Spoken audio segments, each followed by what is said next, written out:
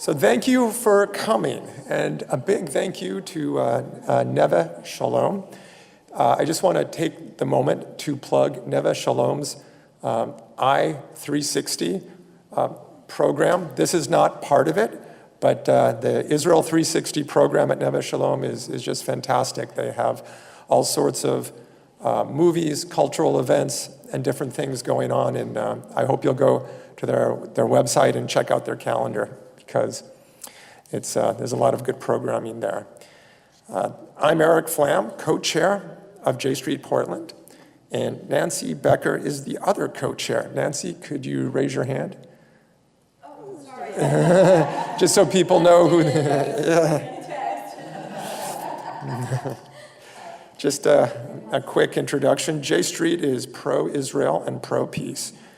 We advocate for the two-state solution, an independent and viable Palestinian state alongside a secure Israel. Our theory of change is that it will take strong U.S. leadership to bring a negotiated settlement to the conflict. Israel will be democratic Jewish, and we believe ultimately more secure when the occupation is ended. One of J Street's objectives is to open the conversation about Israel by creating contexts for having respectful and informative discussions. I'm glad so many of you are interested in a discussion about Israel in these times. It can certainly seem like, why should we pay attention to the problems in the backyard when the house is on fire? As you know, these things are connected, and Alan is going to illuminate this situation. About tonight's events, Alan will speak around 30 to 40 minutes, after which we will open the floor for questions. Please ask any question you wish. Ask Alan hard questions, philosophical questions, anything you want. Just ask a question, because we will cut you off if you're editorializing or just going way off. So I'm so pleased to introduce Alan, a man who has had a long and storied career at the top ranks of American and international journalism. Prior to joining J Street, Alan was a Reuters news agency correspondent covering the State Department and later White House.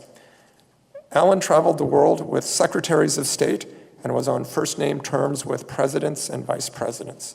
His sharp questioning during the Rwanda genocide forced the United States to change its policy and was later highlighted in the Hollywood movie Hotel Rwanda. Elsner is the author of 2 novels and 2 works of nonfiction. His current title at J Street is Special Advisor to the President. Please welcome Alan Elsner.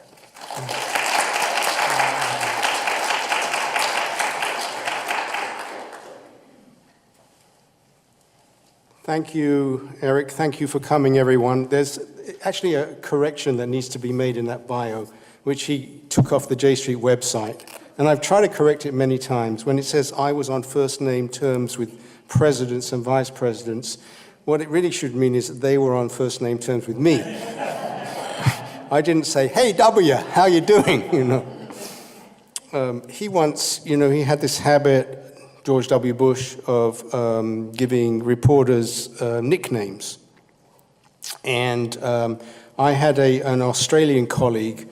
Her name was Patsy Wilson. He used to call her Outback Woman. And he once came to me on one of these flights. He said, I need to give you a nickname. What shall I give you?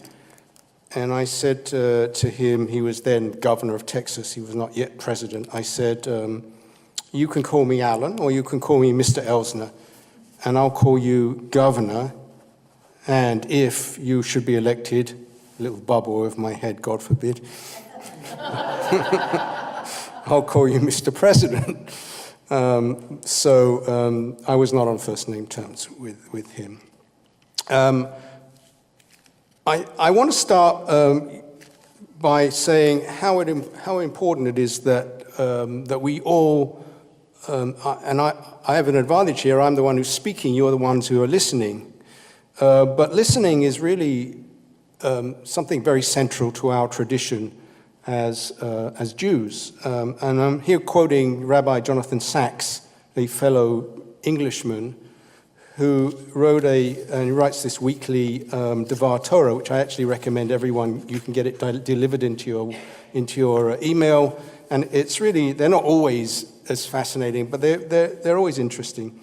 So he made the point that Shema is one of the key words of our tradition. In the book of Deuteronomy, it appears no less than 92 times. 92 times. And in fact, it's one of the key words of Judaism as a whole. Of course, we know Shema Yisrael is the central prayer of Judaism. But what's more, he says, it's actually untranslatable. It doesn't just mean hear or listen, it means many things. Hear, listen, pay attention, understand, internalize, and respond. It's the closest thing in biblical history to the verb that means to obey, because there is no word in biblical Hebrew for obey. And then he makes the point that in English, virtually all our words for understanding or intellect are governed by the metaphor of sight. We speak of insight, hindsight, foresight, vision, imagination. We think of people being perceptive, of making observations, of adopting a perspective. We say that it appears that something is the case. When we understand something, we say, I see. But that's really an inheritance of tradition that comes from ancient Greece. In Hebrew and in our tradition, we talk about hearing and understanding. And listening to another human being is an act of opening ourselves up to a mind radically other than our own. It takes courage. To listen is to make oneself vulnerable. My deepest certainties may be shaken by entering the mind of one who thinks differently about the world, but it's essential to our humanity. It's an antidote to narcissism. It's the belief that we are at the center of the universe. It's also an antidote to the fundamentalism that governs our society today, a mindset that is characterized by the idea of I'm right, you're wrong, go to hell. So listening is a spiritual act. It's actually one of the greatest gifts that we can give to another human being. To be listened to be heard, is to know that somebody takes me seriously. And so I want to thank you all for listening to me, because it's profoundly important. And when you ask your questions, I promise to listen to you. I want to talk about an individual who's very central to our lives today. And let me not name this individual, let me just describe this individual. This individual won power even though he didn't win a majority of the votes.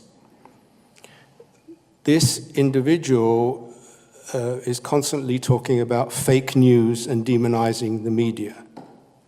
This individual is trying to subvert the judicial system. This individual is fighting various criminal investigations and always fighting back by saying that they're based on witch hunts and lies. This individual targets vulnerable people, immigrants, children. This individual has a disdain for women. This individual uses populism to mobilize forces in the society targeting what could be called the other. Who am I talking about?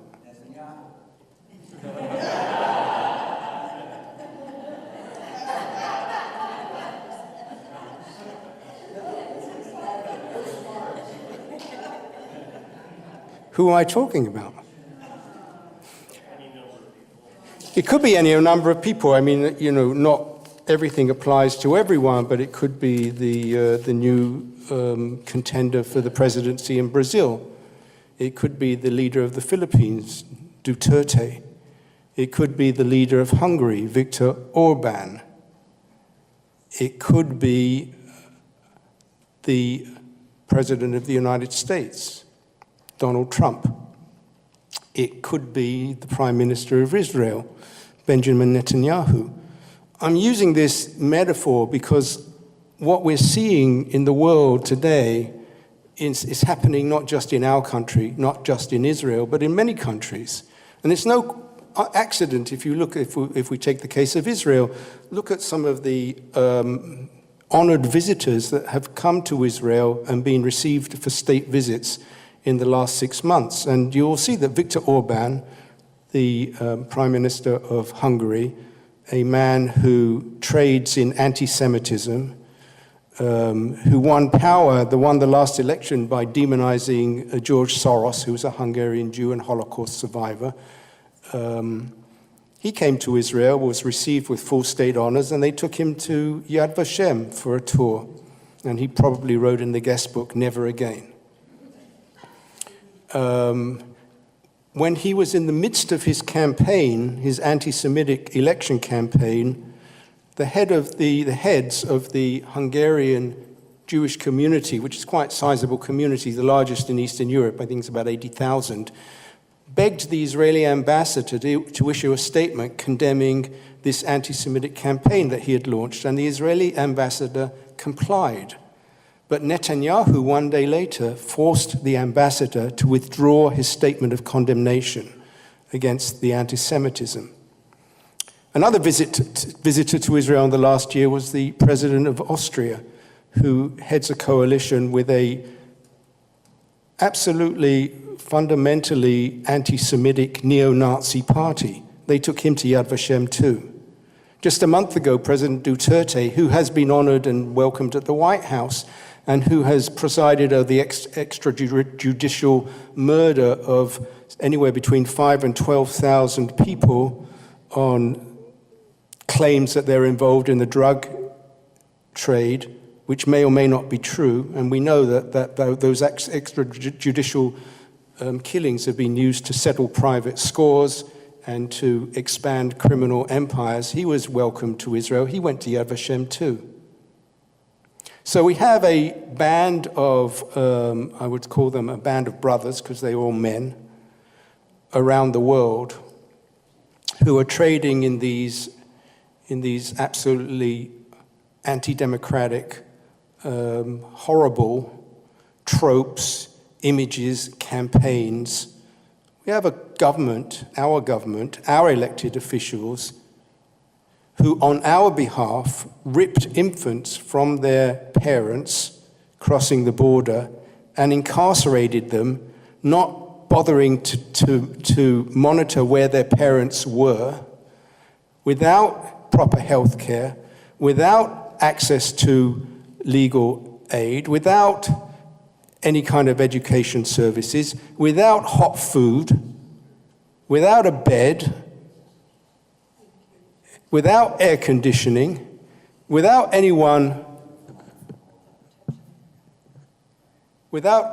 in some cases, anyone who could even speak to them in their own language. And it did that in the name of the US federal government, our government.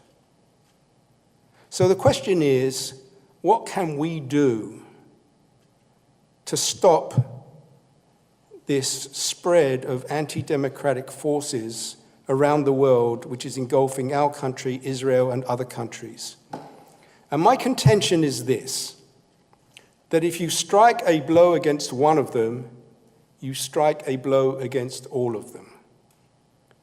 And that the most important, the figurehead, the leader, the edge of the arrow in this movement is President Trump, because he presides over the most powerful country in the world. There's only a limited amount that Hungary can do to screw with our lives. Obviously, it can screw with the lives of Hungarians. But President Trump has the ability to affect things that happen in every single corner of the world. And so we have an opportunity coming up on November 6th to do something very, very important. And we have an opportunity to stand up for our values and for what have been generally acknowledged and understood to be American values and democratic values, and set this nation back toward a course in which it resumes its historical role in the world. And if we do that, we strike a blow against all these petty dictators and would-be dictators elsewhere in the world. And we make a statement that will be heard in Israel as well.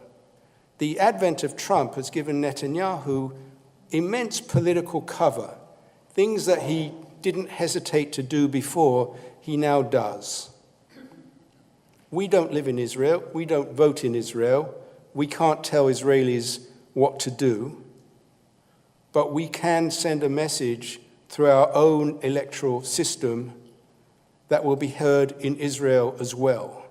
Now, what's J Street's role in all this?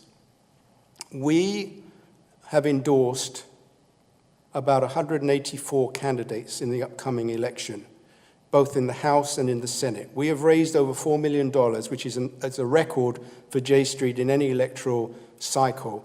And normally we raise much more in a presidential cycle than we do in an off-year cycle, but we've blown through our target of 4 million. We're headed for 4.5 million, maybe even beyond. Thousands of J Street people are going to be out in districts all over the country, volunteering, canvassing, making phone calls, driving people to the polls, doing everything possible to take back our country and our values. And I personally will be spending a week in the 2nd Congressional District of Maine, working for candidate Jared Golden, who's running in a swing district and trying to make a difference. I urge all of you to do whatever you can in the time that you have available. Money still counts. We're in the last vital weeks. I know that there are some swing districts right across the state line, across the Columbia River, in Vancouver, Washington, and elsewhere. We can, together, we can make a difference. There's 2 things that count in politics that I've learned. The first is what you believe. But more important than that is the intensity with which you believe it. Intensity always outvotes just pure kind of passive belief. It's not enough just to go and vote, not this time. I remember after Sandy Hook, the massacre, there were polls showing that 90% of Americans wanted to see background checks at gun shows. 90%. And yet Congress didn't pass that legislation. And it was a similar situation after the Parkland massacre in Florida. Why is that? Because the 10% who are against are single-issue voters. They have intensity. And any member of Congress who defied them risked losing their votes. And that was enough to prevent anything getting through. So we need to be as intense as our opponents. We need to be as passionate as our opponents. We need to go a little bit crazy. We need to match them and outmatch them in the work that we do. I want to talk a little bit about what's been happening in Israel. And let me say that I personally have been conducting what I would say would be a love affair with the state of Israel. Lately, it's been more of an unrequited love affair. But a love affair with the state of Israel since I was a little kid. I was born in England. My father was a Holocaust survivor who had been a Zionist organizer in Poland before the Second World War and had survived and had come to England badly wounded and traumatized. And I would say that, the first thing I really remember really well was the 1967 war. I was 13. I think 2 very decisive events that happened in that year. First was my bar mitzvah. Second, England won the World Cup in soccer. And the third was the Six-Day War. And I remember the anxiety in my home in the build-up to that war when the President Nasser of Egypt closed the Tiran Straits and then he expelled the UN peacekeepers who meekly packed up and left. I remember very clearly when Moshe Dayan was appointed defense minister, although I didn't know who he was at the time, but after the war, he became omnipresent. And actually, as a young journalist, I got to interview him a year before he died. On the very first evening of the Six-Day War, there was a report on the BBC television by a reporter called Michael Elkins. He was actually from Brooklyn. And he worked for BBC as a stringer in Jerusalem, and he worked for CBS. And he'd had a source that told him that the Israeli Air Force had destroyed the Egyptian Air Force on the ground, and that strategically the war was already won. CBS refused to air that report. They just didn't believe it, but the BBC did, and my father heard it. I think that was one of the happiest days of his life. He would always go back and remember that. And I remember the pride that we felt in the Israeli victory. Pride because I as a 13-year-old, somewhat kind of nerdy, spindly, not the muscular, sporty specimen that you see before you today, but a somewhat kind of nerdy, a bit of an outsider. I remember the pride. I actually kind of grew a couple of inches as a result of that victory. We identified it. Now, if I ask an audience, and I speak all over the country, to give me the first word, the adjective that they associate with Israel, nobody says pride. Nobody says pride. People say conflicted, ambivalent, worried, sad, depressed, disillusioned. But what I felt was pride. In 1973, I was 19, and the Yom Kippur War began. And I just finished my first year of college. I dropped out, and I volunteered. I went to a kibbutz near the Lebanon border, and I spent a year there. And that's where I learned my Hebrew. And I watched the seasons change, and really fell in love with the land. I walked all over the place. We came under fire with Katyusha rockets from the PLO in southern Lebanon.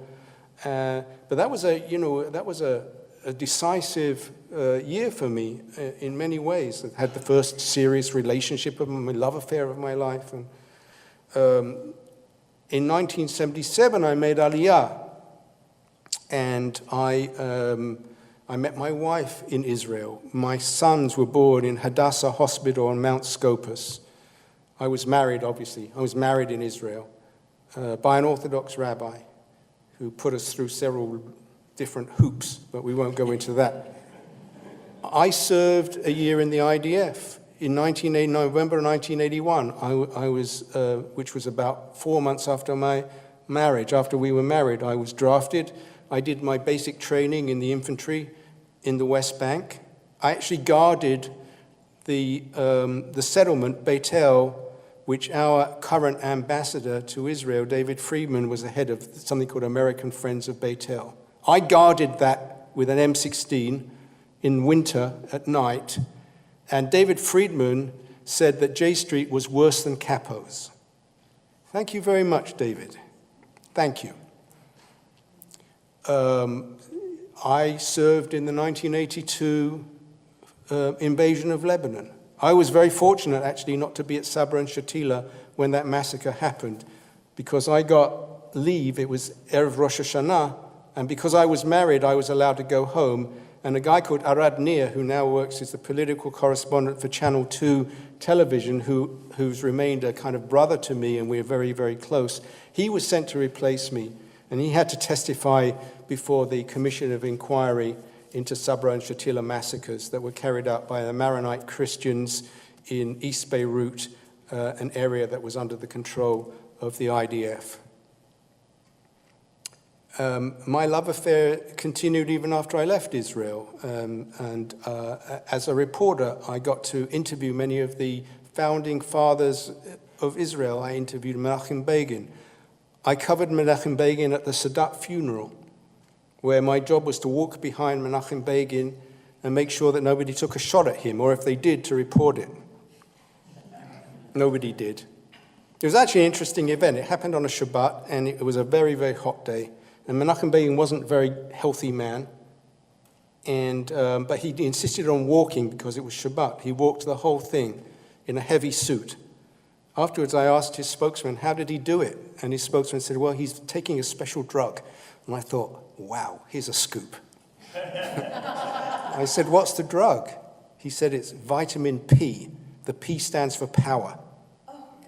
If you're in power, you can do these amazing physical feats. And you do see it on presidential campaigns. The candidate bounces off the plane at his 13th campaign stop and bounds to the microphone, and and everyone else in the entourage, the press, the aides, the advanced people, when can I get to bed? So what's happening in Israel now, which is so sad for me? One of the interesting articles I read, I don't know if anyone saw this, was by a guy called Seth Farber. It was in the New York Times on August 1st. Seth Farber is an Orthodox rabbi. He says, "I am an Orthodox rabbi dedicating my life to breaking the ultra-Orthodox monopoly over Jewish life in Israel." So he starts by telling the story about a conservative rabbi in Haifa, Dov Hayun, who was rousted at 5:30 in the morning by the police in his home in Haifa and taken to the police station for questioning. What was his crime? Performing a Jewish wedding in the Jewish state, a non-Orthodox wedding. As you know, if you want to get married in Israel, there is only one path to do it, and that is through the Orthodox rabbinate.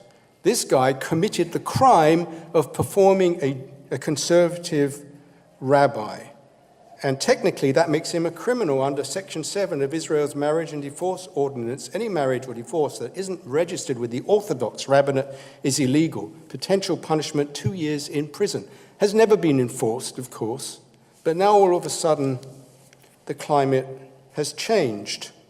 And because of this stronghold in marriage, approximately 1 of every 8 Jewish Israeli couples every year marries outside of Israel. Cyprus is the usual place, and tens of thousands of more have foregone marriage absolutely. I have a nephew who got married in Israel with a Reform rabbi. It was a beautiful ceremony, but it wasn't recognized by the state. He then went to Las Vegas and got married by Elvis. Elvis is recognized by the state of Israel, but a Reform rabbi is not. Now to the interesting part of the article. More than 425,000 immigrants to Israel, primarily from the former Soviet Union, are listed in the population registry as no religion because nobody is willing to help them clarify their Jewish status.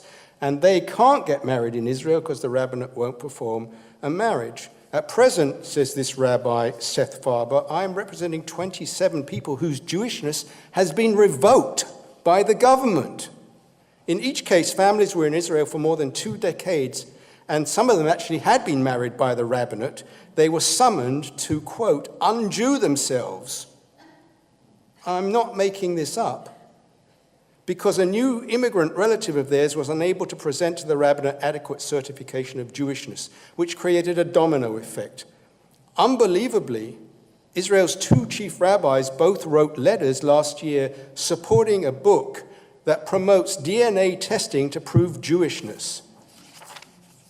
When I was in university, we fought tremendously hard on British campuses against the supposition that Zionism is racism. And now we have this idea. It hasn't been accepted, but it's part of the public discourse promoted by the 2 chief rabbis that you do a DNA test to prove that you are Jewish. And I would, most Israelis don't pay a lot of attention to the occupation. Tell me when I'm getting too long, because I can go on forever. Okay.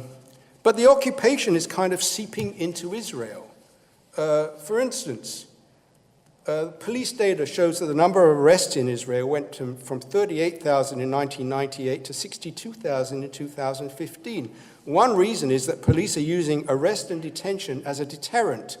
In 2/3 of these cases, there was no indictment and the case was closed. In other words, people were taken into detention, imprisoned, sometimes in the harshest conditions, with poor sanitation, which can leave their health damaged and cause emotional trauma. How does a democratic state tolerate this?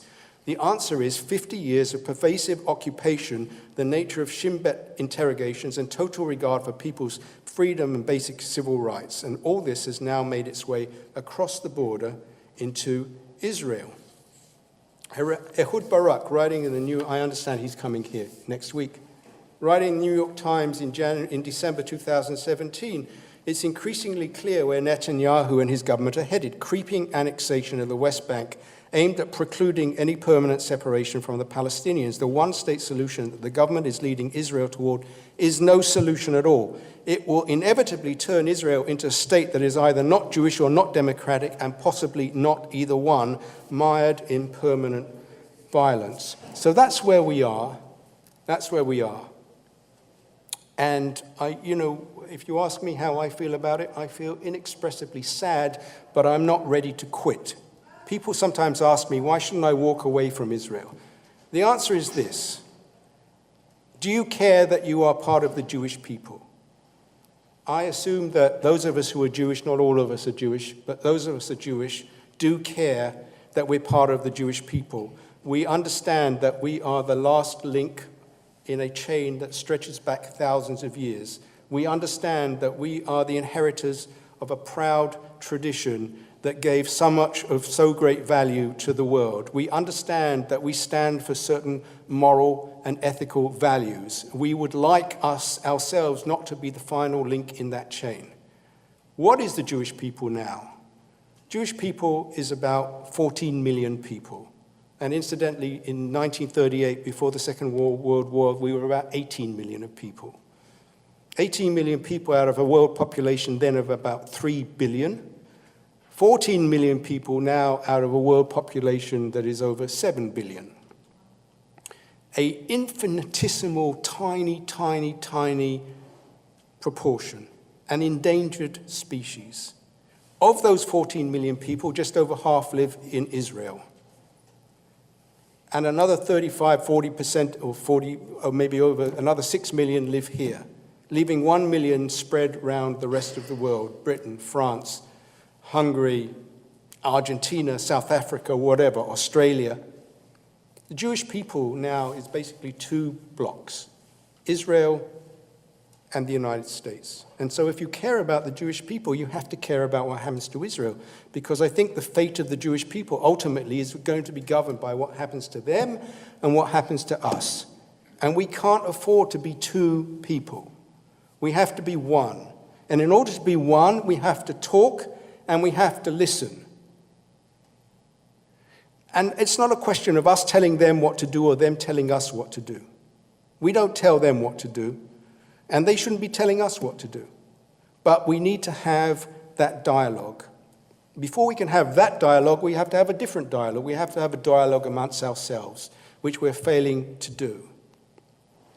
So I think that that the answer is that I give when I'm asked, why don't you walk away from Israel, is that, first of all, you walk away, you walk yourself out of history. You no longer become a participant, you have no influence on what happens. It's like, I used this metaphor earlier today, it's like the Jewish people are traveling on a bus down an endless road. At any time, anyone can ring the bell, just like the shuttle at the airport. We get to stop number 13, which is your stop. You can ring the bell and you get off the bus. And then the bus goes on without you. And you no longer know what's going to happen to the bus or in the bus or with the bus. So I'm not getting off the bus. I don't believe that battles are almost ever over. I don't believe that there is much that can't be reversed. Empires are built and crumble. Politicians come and go. But some truths remain eternal. Some values are worth fighting for. We as Jews have developed tremendously important ethics over the millennia. We talk about treating the neighbor, loving our neighbors. That appears, I think I read in another Rabbi Sachs column, 26 times before we're commanded to love God in the book of Deuteronomy. 26 times we're told to love our neighbor before we get to the commandment to love God. And I would contend that part of loving God is loving the neighbor. We're taught to treat people with respect. We have a president who has no respect. We're taught to value the truth. We have a president who doesn't value the truth. We're taught to act with compassion. We're taught to look after the poor. We're taught to leave the corners of our field so that the indigent can pick up the food. We're taught to protect the widow and the orphan, and this is stated by our prophets so many times. It's easy to have great ethics when you don't have power. The test of Israel, which currently I would have to say is not passing with flying colors, is how do you behave ethically when you do have power? These are hard truths for me individually as a person to grapple with and to acknowledge. They are very hard truths for our brothers and sisters in Israel to hear. We have to be careful how we say them. We have to listen to them as well because they are undergoing experiences that we can't comprehend. Anyone that lived through the Second Intifada as a child experienced year after year after year of trauma, of getting on buses that had already been attacked once or twice or three times and not knowing if they were going to be attacked again. We can't understand what it's like to be a parent sending your kid to military service. I went quite blithely, but I would have been freaked out when my sons went. My sister has 4 sons, and they all served in the IDF in different capacities, and for 14 years she had at least 1, and very often 2, serving in combat. We can't understand what that's like, so we have to be humble. We have to be modest. We have to be respectful, but we cannot be silent. Because there's a battle going on, I think, for the soul of Western civilization. It's happening on different fronts, over slightly different issues, but it's happening almost everywhere. It's happening in Britain, where I was born, over Brexit. It's happening in Germany, where the far right is making a resurgence. It's happening in Eastern Europe. It's happening in Israel. It's happening here. We have a chance next month to take a stand. We have a chance to stand like Horatio and his colleagues at the bridge, or the other heroes at Thermopylae, and say, they shall not pass. We have a chance to say, die, enough, and start to reverse the tide. Winston Churchill said, I think he said at D-Day, that this is not the end of the war. This is not even the beginning of the end of the war. I'm going to misquote him. But it might be the beginning of the end of the war or something. This is a battle that will go on, but rarely, but in a democracy, you have these moments, these watershed moments that come in our democracy every 2 years. This is one such moment. I'm not saying this in a partisan way, but I'm saying this as somebody who's profoundly worried about the direction that the world is going in and has felt profoundly powerless over the last 2 years to do anything about it.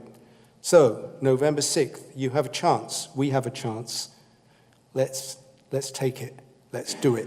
Let's stop it. Let's turn it around. Let's do it now. Thank you.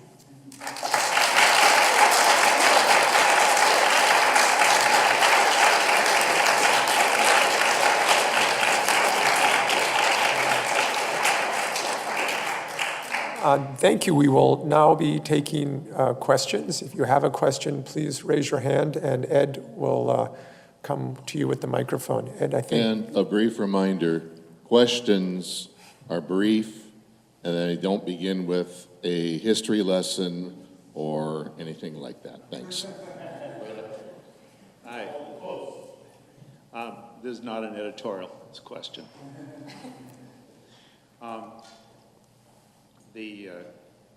I'm not actively involved in J Street, but everything that J Street does resonates with me.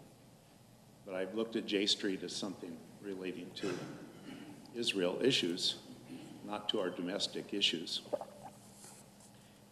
And I kind of wonder whether or not in your talk you dilute the message of J Street by getting into our domestic politics.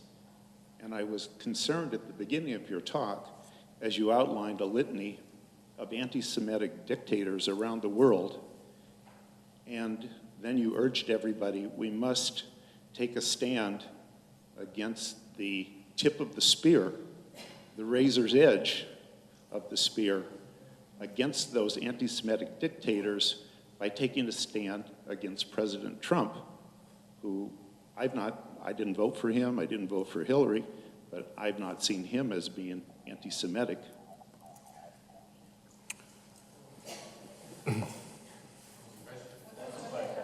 That's all right, that's fine. Thank you for your, I understand the implied question.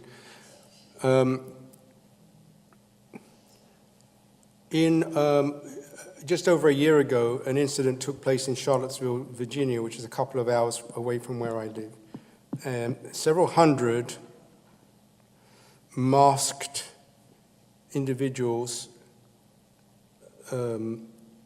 marched through the streets of that city shouting, under the flag of the swastika, shouting, "You will not replace us," and other Nazi-inspired chants. Some of them peeled off and went to the synagogue, where they intimidated, it happened on a Saturday, where they intimidated the rabbi and the congregation. And afterwards, one of them drove his car into the crowd and killed one of the people protesting against them. These were white separatists and neo-Nazis, racists. 2 days later, President Trump referred to them, some of them, as good folk.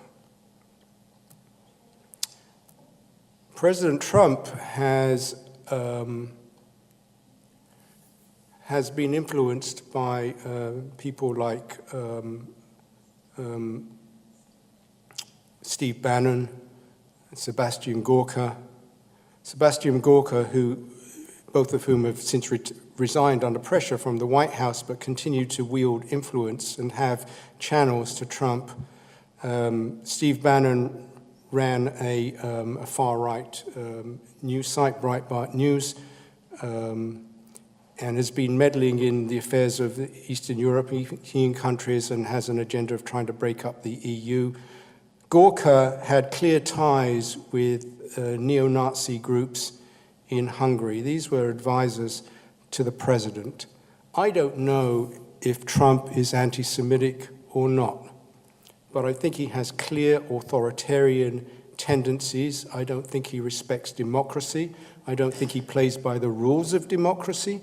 I don't think that and I think that he is liable to lash out against anyone that he perceives as being an enemy. So I'm not here describing President Trump as an anti-Semite.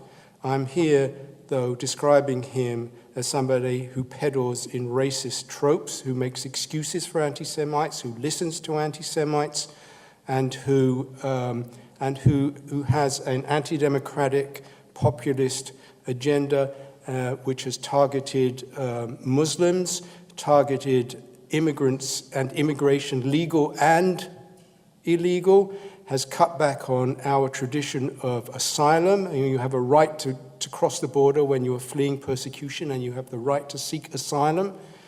I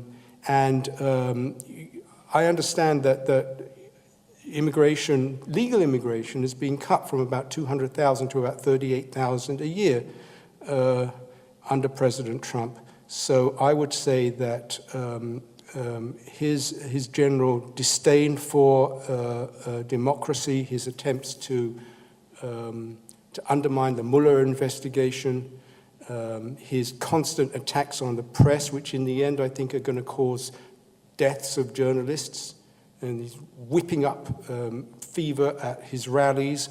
All of those things run counter to what I understand to be true democracy.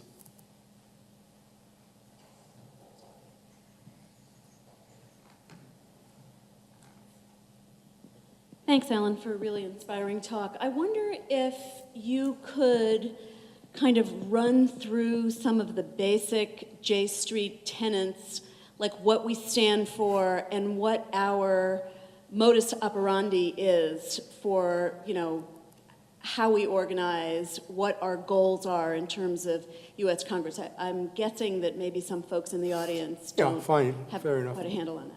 J Street is founded 10 years ago, and Eric underlined some of the basic principles of support for a two-state solution and negotiated settlement, building support for that in Congress. I would have to say that right now that paradigm has changed, because when J Street was founded, President Obama was campaigning and soon after became president.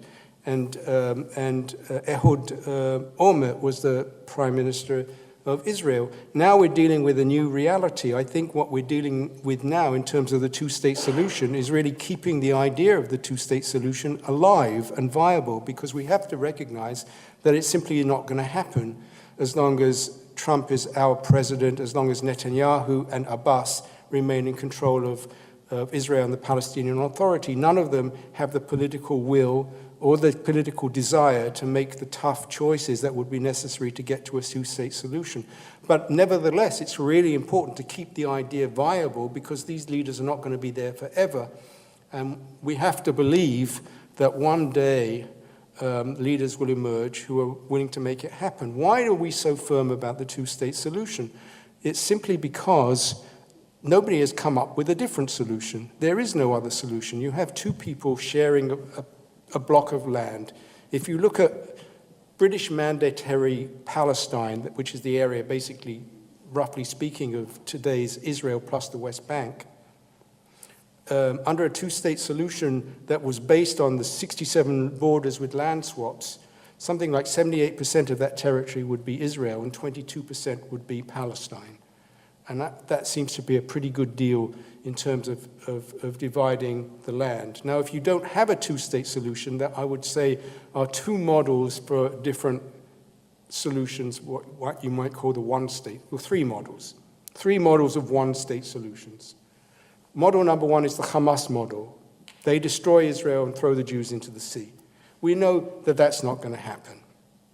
Model two is the Israeli settler one-state solution. We annex the West Bank, and we rule all of the territory.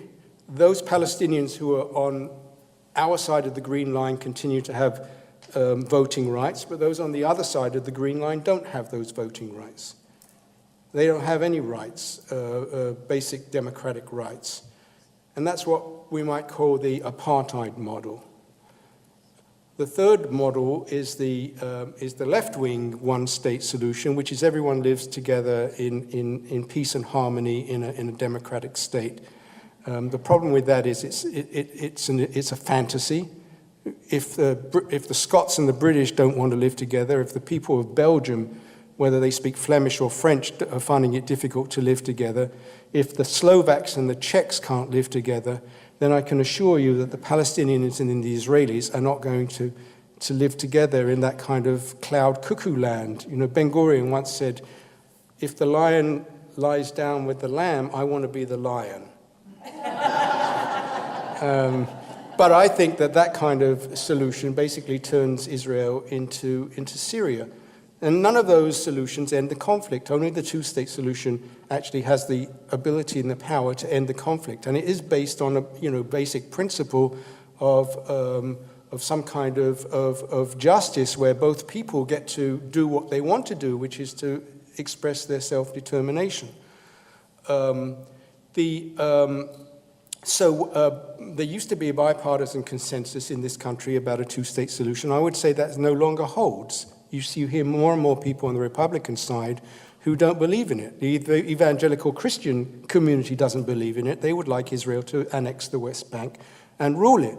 Some of them think, not all of them, but some of them think that this is a step on the way to Armageddon and then the second coming. So they have that agenda. There's a new caucus that was founded in Congress called the Israel Victory Caucus, which has at the moment, I think, a couple of dozen members, And that is based on the premise that Israel can settle this conflict by inflicting total defeat on the Palestinians and then imposing whatever terms it wishes, similar to how the United States imposed total defeat on Germany and Japan in World War II. The only problem with that is that we had to drop 2 atomic bombs on Japan in order to achieve that.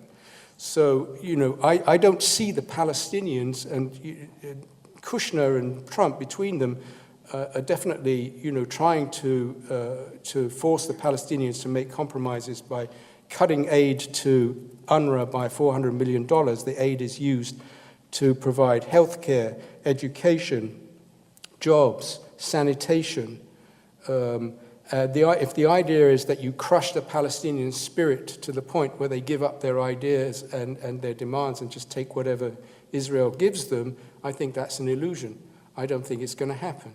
Just as the Jews didn't stop dreaming about returning to Zion for 2,000 years, I don't see the Palestinians quitting, not anytime soon.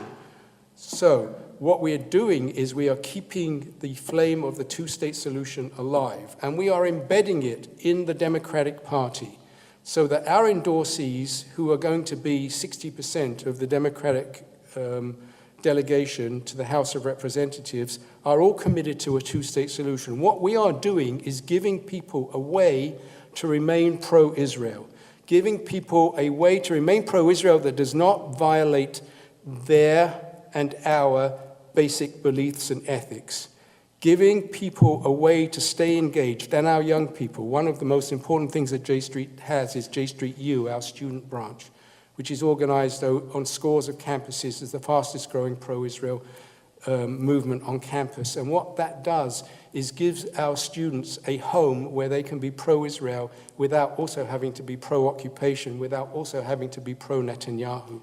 We bring them up to believe in certain beliefs and ethics, and then we expect them to abandon those beliefs and ethics when it comes to Israel. Not going to happen.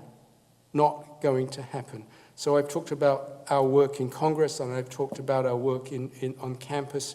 And the third arm is our work in the community, similar to what I'm doing here tonight, which is basically listening to your questions and trying my best to answer them. And I'm now going to come to the next one.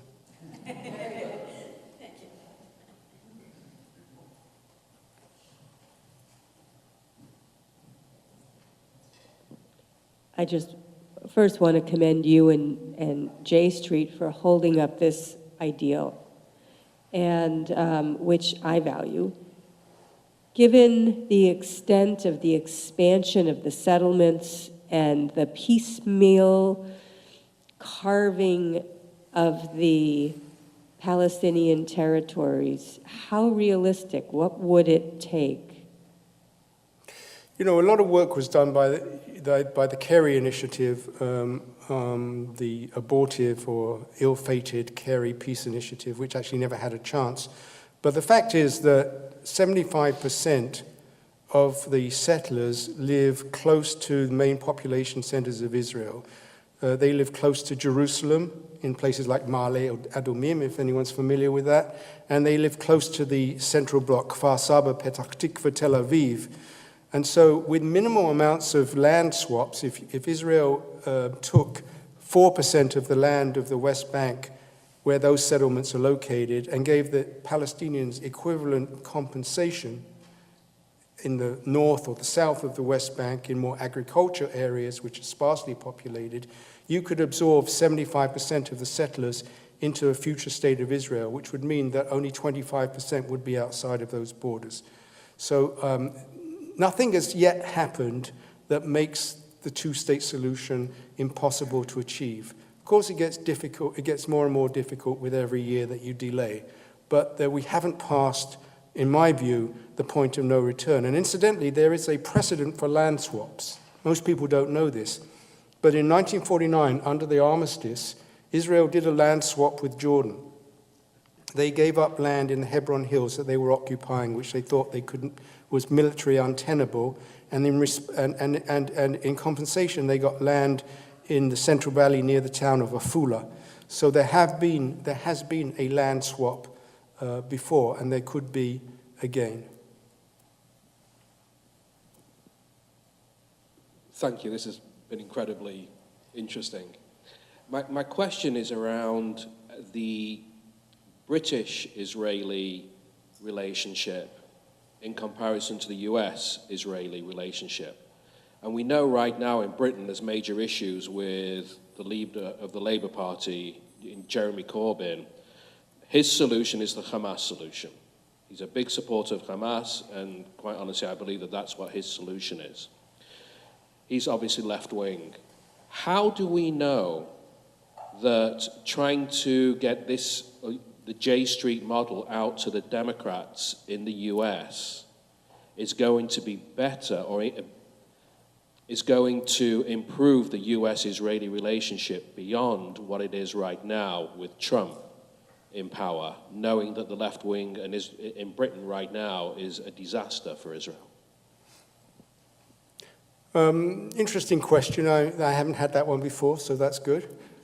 Look, it's true that Jeremy Corbyn, I agree with you, and most of my British friends would agree with you that Jeremy Corbyn is seen as a tremendous threat, and the Labour Party itself has elements that I actually came across when I was in college, maybe you did too, Trotskyite elements who were profoundly anti-Zionist then, and, you know, when they left university, have kind of found a home in the Labour Party, in the left wing of the Labour Party. It's a bit sad because the Labour Party traditionally in England, in Britain, was very pro-Israel party throughout its history, and that leaders like that Wilson and Callaghan and Tony Blair have been tremendous supporters of Israel.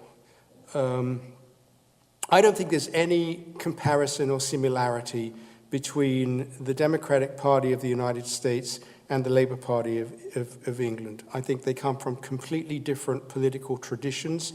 The Labour Party of England comes from a overtly socialist, if not communist, tradition, and I just don't think that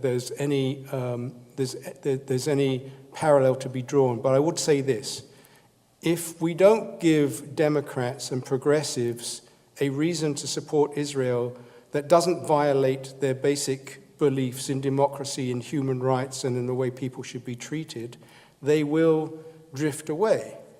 So I think that J Street's role, and which is performing with I think quite a lot of success, is giving people a rationale, a reason, an argument to remain on the progressive community, to remain supportive of Israel, even as Netanyahu does his best to demolish that relationship, and by associating so closely with the Republicans and Trump, and even before Trump, by disrespecting President Obama in many ways, most notably by coming to speak to Congress without his knowledge or approval, which I think many Democrats, especially African Americans, but not exclusively, were deeply offended by. And we've heard Netanyahu quoted as saying that he actually doesn't care about bipartisan support of Israel, and he doesn't actually care about Jewish support of Israel that much, because he thinks the Reform Jews and conservative Jews are endangered species and they're going to disappear. And therefore it makes more sense for him strategically to have an alliance with Orthodox Jews, Haredi Jews, in Brooklyn, and evangelical Christians. And that's really the strategy that he's been promoting. So we are doing our best, despite the best efforts of Netanyahu to destroy the relationship between progressive Americans and Israel. We are doing our best to keep that alive. And the last thing I say about this is that, there's been long-standing debate within the Zionist movement about, what the Zionist movement really means. I was brought up, and I'm going to simplify it a little bit, but not totally. I was brought up with the belief that the land of Israel was there to liberate the people of Israel. The land liberates the people by giving them a home in which we can fulfill our self-determination in the fullest sense, in the sense of language, in the sense of culture, in the sense of religion, in the sense of science, in the sense of business and economy and research and poetry and theater and music, everything. That's what the land is there. There is another theory of Zionism which says that the people are there to liberate the land. That our job is to liberate the land being defined as the borders of Israel as they understand them to have been dictated through the Bible, through the Torah. So the question, and that's the ongoing debate, I think, that has been in the Zionist movement for decades and continues on today. And I think that as a liberal Zionist, I'm not ready to concede the battle. I think the people matters more than the land. I put people above dirt. I do. I'm not interested in the dirt. I don't actually care that much where the border runs, if it runs 1 inch or 1 yard or 1 mile this way or that way, as long as it's a secure border. What we need is a country that works for the people, where we're the majority, where we remain the majority, where we are a democracy. And if we insist on liberating the dirt, we have to recognize that together with the dirt come 2.5 million Palestinians. They're not invisible. They're not going anywhere. They have rights. It's been interesting, the last few weeks I've been suffering from a herniated disc. I'm actually hoping to get a cortisone shot on Friday that will give me some relief. Why do I bring this up? Because I've been very athletic. Since I was a nerdy kid, I became very athletic. I run marathons, blah, blah, blah. I'm very obsessed with how many steps I take. And, it's been like the Little Mermaid, walking around, and there's knives, kind of cutting into it goes all the way down. You don't have to cry. You don't need to know this. But what is the point? The point is this. I'm functioning. I got on a plane. I came to Portland. I'm here speaking to you. I'm doing my job. But it's hard because I'm in pain. And that's what occupation is like, I think. It drags you down. Palestinians, they go about their lives. They go to work. They try to raise their kids. They try to send them to school. They try to make a living. They try to have nice houses. They do shopping. They pay their taxes. They do all that stuff. But it's hard. It's like walking around with a herniated disc. You have to go through roadblocks all the time. The IDF might appear and arrest you. You throw a stone, if you're a 16-year-old kid, they put you in jail for 6 months. Or you slap a soldier. You don't have a free press. You don't have the right to have a gathering of more than a couple of dozen people without getting a permit. You can't get to the hospital where you need to get to. I read a heartbreaking story by an Israeli oncologist, a pediatric oncologist. I read this in Tablet, who's written a book. And he works in the Hadassah Hospital in Jerusalem, the same one where my kids were born. And he tells this heartbreaking story about a Palestinian kid who is terminal with cancer.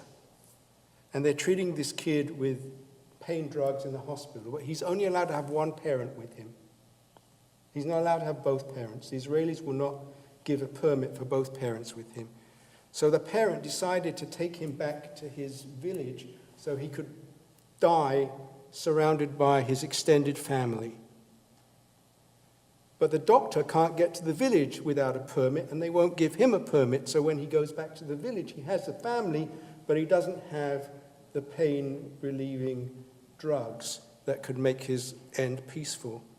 Under what form of ethics is that acceptable to us?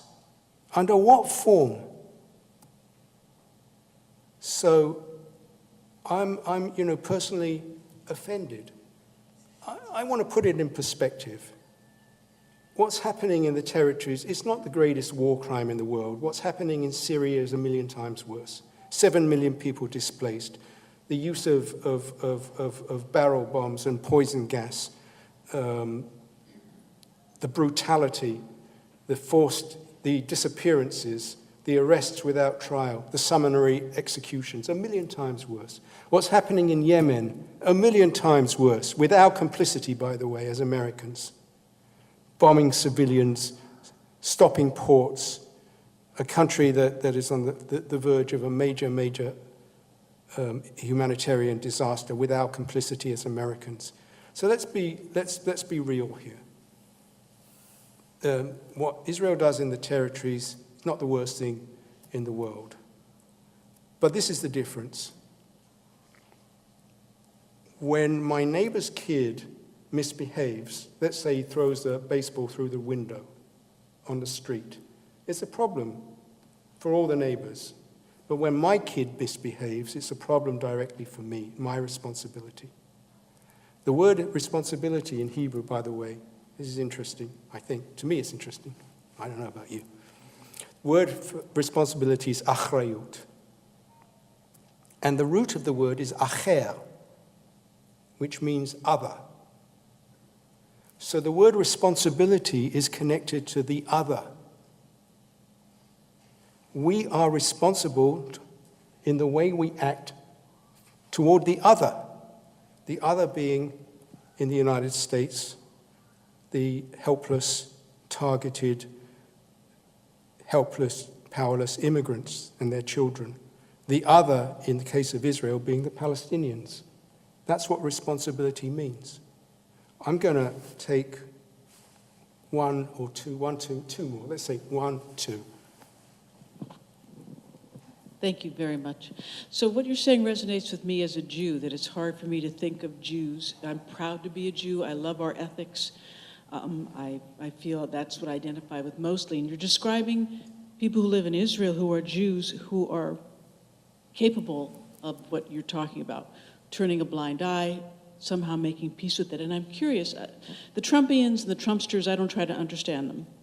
But I would like if you could shed some light. Netanyahu is a power-hungry person, I suppose. I don't know what his long-range plan is. What about the population of Israelis? How are they? What is their justification? What is their way of thinking? From your perspective. Yeah.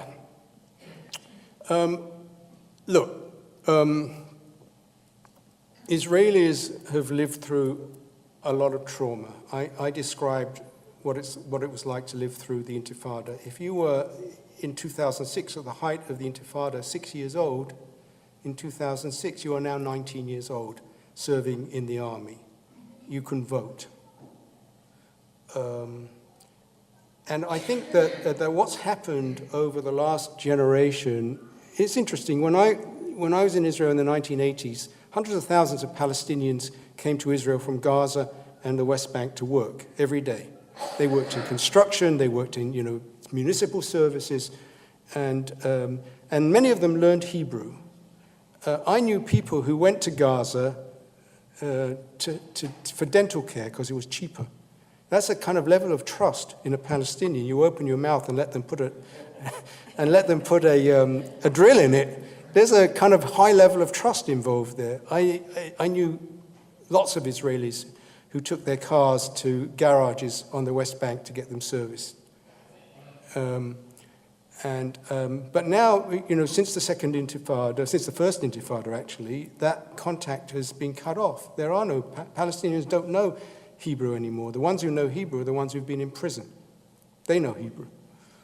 But basically, that people-to-people contact has been cut off. And if you are living in Tel Aviv or Ra'anana or Haifa or wherever, you're much closer to London or Paris, I mean spiritually, temperamentally, than you are to Ramallah. The only way that most Israelis go to the West Bank is in their military service. And the only way that they go to Gaza is when we invade Gaza. So that it's much easier now to think in abstract terms about the other, and to be fearful of the other, and there's this interesting phenomenon in psychology. Schadenfreude maybe describes it, but let's say I support a soccer team in London called Tottenham. I've loved them even longer than Israel. And they haven't won a championship since 1961. Our arch enemy is called Arsenal. They're both teams in North London. They're very close to each other geographically. I'm the fourth generation of my family to support Tottenham. No, my son is the fourth generation. I'm the third. And if they lose, I get sad. But if Arsenal also loses, I get a bit happier. And I think that, so what we do is we take some pleasure in the discomfort of our enemy. During the last Gaza war, there was a phenomenon, this is true, you can check it out, where there was a hill near Sderot, where people came and gathered on this hill, and you could see Israeli warplanes going in and bombing Gaza, and every time they did it, everyone applauded. So we take some, comfort from the pain of our enemy. I think that explains a lot of what's happening, with Trump voters. They're not personally benefiting, these steel workers in coal miners in West Virginia, they're not getting much out of Trump.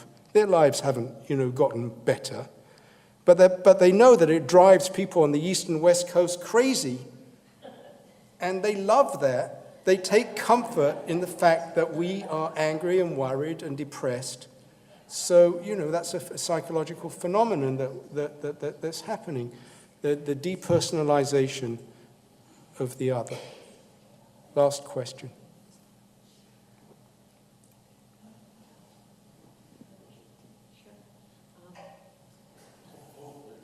So you had said that you and your father had a sense of pride in Israel during this Six-Day War. Six-Day War and the Yom Kippur War. So I wondered, has that pride diminished? And if so, when? And is there any left? I'm still tremendously proud of a lot of what Israel has achieved. If you think about Israel in 1948, and you look at where it's come, first of all, in the early years of Israel absorbed 200,000 homeless, displaced Holocaust survivors in the first year alone. In its very first year, people had nowhere to go. People who were traumatized and homeless and had no way to go back to their former homes. It absorbed hundreds of thousands of Jews from Arab countries and North African countries.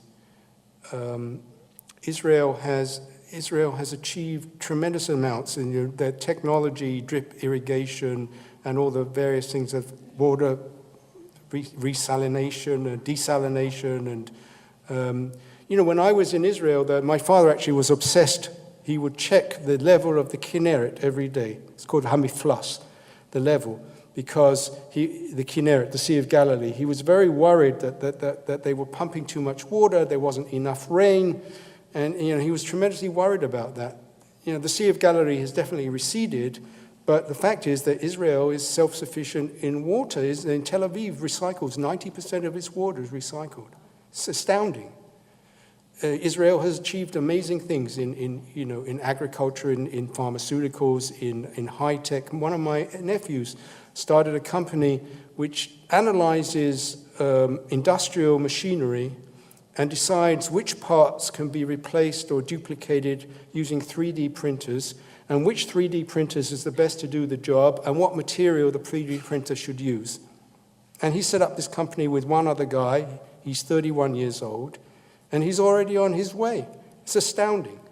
So I'm very proud. I'm proud also of the fact that Israel treats its elder population with tremendous respect.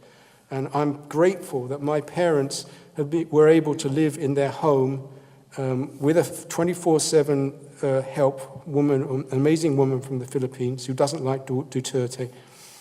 And that was subsidized by the Israeli government, by the Social Security Administration, even though they never paid into it. And so, elder care in Israel, we could learn a lot from them. The per capita income of Israel is about the same as Ohio and Wisconsin. It's been an amazing success. But there is a but. There's always a snake in the Garden of Eden. If we cannot resolve the Palestinian issue with some measure of justice and end the conflict, then all of that is in danger of being lost, because Israel's democracy will eventually erode like a sandcastle in the tide, and Israel will lose its soul. And so, you know, my pride is tempered with deep anxiety about the future. I want to end with a little story from the Torah, since we were in a synagogue. This is one that we'll read in a few weeks. And it's the story of Jacob and Esau. And you know that Jacob tricks Esau out of his birthright. He flees. He comes back. And so eventually he's coming back with his two wives, Leah and Rachel, and big flocks of sheep. And he hears that Esau is coming toward him with a large band of armed soldiers, men. And so that night he goes down to the river. It's a brook, the Yabuk Brook, and he meets this kind of metaphysical angel. Maybe it's God, maybe it's some manifestation of God, and they wrestle all night long. And at the end, this creature being gives him a name, meaning, which is Israel. And it means you have wrestled with God and prevailed. And the next day, contrary to his fears, when they meet, they reconcile. And they kiss and hug. And then Esau says, well, maybe we should travel together now. And Jacob says, no, I don't think so. I think it's better that we go our separate ways. It's a tremendous metaphor for the story of Israel and the Palestinians. In some sense, we have taken their birthright. We had to do it. It was a historical necessity for us. We had to do it in order to survive after the Holocaust, in order to defend ourselves, because it was shown that being a defenseless minority in Europe and elsewhere was just not a viable way to continue to exist. But we did. We took their birthright. We need to wrestle with our conscience, just as Jacob wrestled, because that's what Israel means. We need to be Israel. We need to reconcile. We need to make peace. And then we need to go our separate ways. And they can have their state, we can have ours. Inshallah, as they say.